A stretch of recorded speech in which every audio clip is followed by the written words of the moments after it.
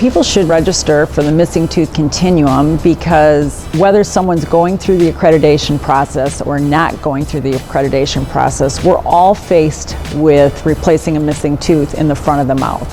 And obviously, patients want that to look the best that it can.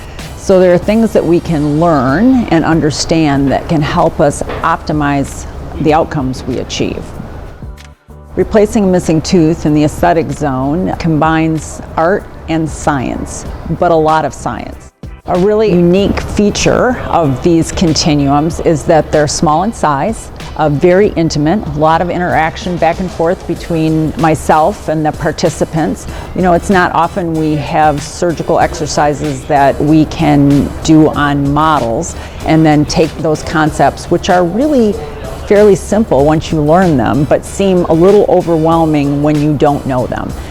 If someone has trepidation, they're comfortable with managing soft tissue architecture around edentulous sites, this course is again and again noted to increase comfort, make people more confident going forward, and helping people be successful in the accreditation journey.